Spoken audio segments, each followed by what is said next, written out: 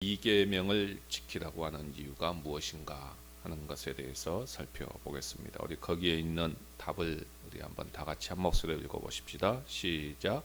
제2 계명을 지킬 이유로 이어서 말씀하신 것은 하나님께서 우리의 주권자이시고 우리의 소유주이시며 친히 정하신 대로 경배받기를 열망하신다는 것입니다. 아멘. 자, 오늘은 우리가 제52문에서 제2계명을 지키라고 하는 이유가 도대체 무엇이냐 하는 것을 살펴보겠습니다.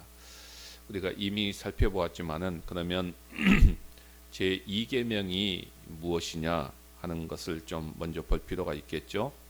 제2계명을 우리가 지금까지 정리한 것을 보게 되면은 크게 두 가지의 내용을 담고 있습니다. 하나는 우상을 만들지 말고 절하지 말고 섬기지 말라는 것이죠. 그 다음에 두 번째로는 하나님이 정해 주신 올바른 방법으로 예배하라는 것입니다. 내 방식, 내 방법대로 예배하는 것이 아니라 하나님이 가르쳐 주시고 하나님이 정해 주신 그 방법대로 예배하라는 것이죠. 자, 그러면 오늘은 그렇다면 왜 하나님께서 이렇게 하라고 하셨느냐 하는 것이죠. 그 이유이지요. 그 이유는 하나님은 우리의 주권자가 되시고, 이게 첫 번째 이유죠. 또 우리의 소유자가 되시고, 두 번째 이유죠. 또한 우리가 하나님만을 경배하기를 열망하시기 때문이다. 네, 세 번째 이유죠. 이 세 가지의 이유를 이야기해 주고 있습니다. 자, 이 부분에 대해서 좀 간략하게 설명을 하도록 하겠습니다. 먼저 우리가 제2계명을 지켜야 되는 이유, 첫 번째 이유는 하나님은 우리의 주권자가 되시기 때문이다 라고 말하지요. 자, 제2계명을 다시 보면은 어떻게 이야기합니까? 너를 위하여 새긴 우상을 만들지 말고, 또 위로 하늘에 있는 것이나 아래로 땅에 있는 것이나 땅 아래 물속에 있는 것에 아무 형상이든지 만들지 말며 그것들에게 절하지 말며 그것들을 섬기지 말라, 이렇게 이야기합니다. 그러니까 우상을 섬기지 말라는 이야기인데, 특별히 그 방법에 있어서 사람을 위하여 새긴 우상을 만들어서 섬기지 말라는 것입니다. 그리고 이어지는 그 다음 말씀을 보게 되면은 나 여호와 너의 하나님은 질투하는 하나님인즉 나를 미워하는 자의 죄를 갚되 아비로부터 아들에게로 3, 4대까지 이르게 하거니와 나를 사랑하고 내 계명을 지키는 자에게는 1000대까지 은혜를 베푸느니라, 이렇게 말씀합니다. 자, 제2계명을 반드시 지켜야 된다라는 이야기를 하고 있는데 하나님은 우리의 주권자가 되시기 때문에 우리의 생각을 가지고 우상을 만들어서 섬기지 말라는 것입니다. 그러니까 하나님이 우리의 주권자이시기 때문에 우리는 하나님만을 섬겨야 된다는 것이죠. 그러니까 성경은 하나님이 우리의 주권자가 되신다는 사실을 여러 곳에서 얼마나 많이 이야기하고 있는지 모릅니다. 시편 115편 3절에 보게 되면은요, 오직 우리 하나님은 하늘에 계셔서 원하시는 모든 것을 행하셨나니, 이렇게 이야기합니다. 그러니까 하나님이 큰 주권을 가지시고 그가 원하시는 모든 일을 행하신다는 것입니다. 또 사무엘상 2장 7절에 보면은 여호와는 가난하게도 하시고 부하게도 하시고 낮추기도 하시고 높이기도 하시는도다 라고 이야기합니다. 로마서 또 9장 15절에 보면은 내가 긍휼히 여길 자는 긍휼히 여기고 불쌍히 여길 자는 불쌍히 여기리라 라고 말씀하지요. 그러니까 모든 구원은 하나님의 손에 달려 있다는, 하나님의 주권자가 되신다는 것을 분명히 이야기합니다. 로마서 9장 18절에서는 그런즉 하나님께서 하시고자 하시는 자를 긍휼히 여기시고 하고자 하시는 자를 강팍하게 하시느니라, 이렇게 이야기합니다. 네, 특별히 바로의 경우가 이제 이런 경우죠. 하나님께서는 어떤 사람에게는 비록 강팍하고 또 마음이 악하다고 해도 이제 그를 돌이키게 하고 또 회개하게 하고 마음의 변화를 일으킵니다. 그래서 구원을 받게 하시지요. 그런데 어떤 사람에게는 악한 상태에서 더 악하게 하십니다. 그를 구원하기를 원하지 않으신다는 말씀이지요. 주권자인 하나님의 권세를 말하는 것입니다. 이렇게 모든 우리의 주권을 가지신 분이 하나님이시기 때문에 우리는 제2계명을 지켜야 된다 하는 사실을 분명히 이야기합니다. 두 번째 이유를 이야기합니다. 하나님은 우리의 소유주가 되시기 때문이다. 이렇게 이야기하지요. 시편 100편의 전체의 말씀이 바로 이 부분을 우리에게 잘 설명해 주지만은 특별히 3절 말씀을 보게 되면은 이렇게 이야기합니다. 여호와가 우리 하나님이신 줄 너희는 알지어다.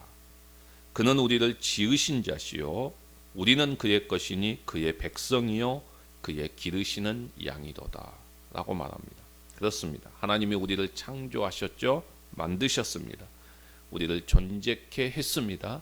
그리고 우리를 구원해 주셔서 자신의 자녀로 삼아 주셨습니다.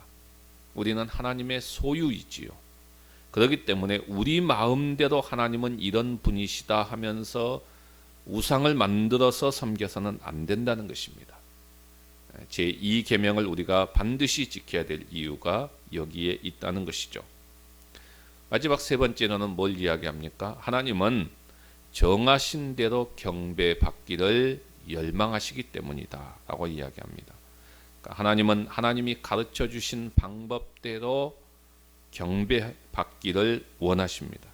그런데 우리가 다른 방법으로 우상을 만들어서 경배한다거나 그렇게 해서는 안 된다는 것이죠. 하나님은 정하신 방법대로 하나님이 가르쳐 주시는 방법대로 경배받기를 원하십니다. 그러니까 이것이 너무나도 강하시기 때문에 성경은 이어서 나오는 말씀이 뭡니까? 이 부분을 이야기하면서 하나님은 질투하는 하나님이시다 라는 말씀을 합니다. 질투하는 하나님이시다. 그러니까 질투하시는 하나님이라고 하는 말 속에는 두 가지의 의미를 내포하고 있습니다. 하나는 하나님은 다른 어떤 것이 그 자리를 차지해서는 안 된다 하는 것을 이야기합니다. 그러니까 이것을 우리는 거룩하신 하나님이라고 말하지요. 거룩하시다고 하는 말은 만물과 함께 섞이지 않는다는 것입니다. 만물과 함께 섞이지 않고 훨씬 뛰어나신 분, 만물 위에 뛰어나신 분, 세상의 그 어떤 것보다도 뛰어나신 분이라는 의미입니다. 그래서 구별되었다는 말이죠. 이게 이제 질투하시는 하나님이라고 하는 말 속에 담겨 있는 의미죠. 그 다음에 또 하나의 의미는 하나님의 사랑이 너무너무 크다는 것입니다. 그 의미가 담겨 있습니다. 그만큼 우리를 크게 사랑하신다는 말씀입니다. 여러분, 내가 누구를 사랑하지 않으면 그 사람이 누구를 사랑하든지 아무 상관이 없지요. 그런데 내가 누구를 사랑하면 내가 사랑하는 그 사람이 나를 사랑하지 않고 다른 사람을 사랑한다면 질투심이 생깁니다. 바로 그 이야기죠. 그러니까 하나님이 우리를 그만큼 사랑하신다는 거죠. 하나님이 우리를 그만큼 사랑하는데 우리는 다른 하나님을 사랑하지 않고 다른 것을 사랑하고 있다. 그러면 하나님이 질투심을 느낀다는 것이죠. 이 정도에서 끝나지 않고 또 제2계명에서는 뭘 이야기합니까? 이 제2계명이 얼마나 중요한 계명인가 하면은 이렇게 제2계명을 말하고 이어서 말씀하시는 내용이 참 많습니다. 그러니까 길게 이야기를 하고 있어요. 이 계명이. 그러니까 지금 앞에서 질투하는 하나님이다. 뭐 이 정도 선에서 끝나지 아니하고요. 제2계명을 지키지 않으면 하나님이 뭐라고 말합니까? 벌을 이야기합니다. 그 죄를 갚되 당사자뿐만이 아니라 자손들 3, 4대까지 죄를 갚겠다라고 말씀하지요. 그러니까 그만큼 제2계명을 지켜야 된다는 강력한 말씀입니다.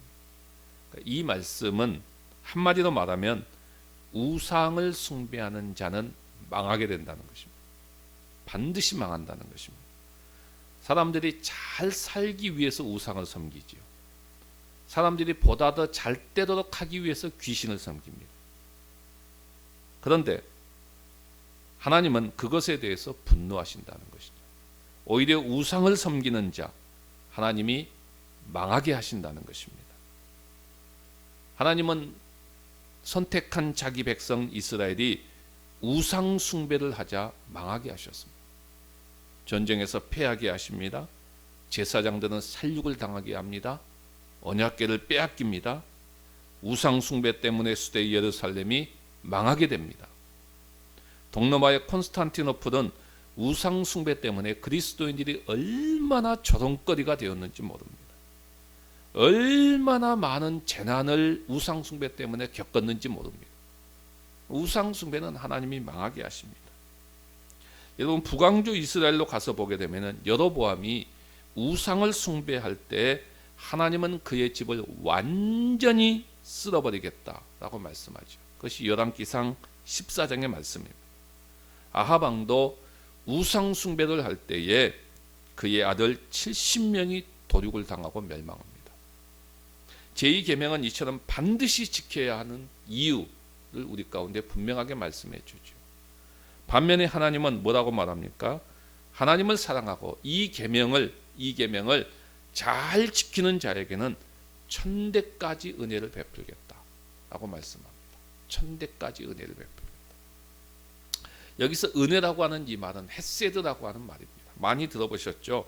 히브리어로 헤세드라고 하는 말은 여러 가지 의미가 있습니다. 선, 그 다음에 친절, 긍휼, 은혜, 자비, 사랑.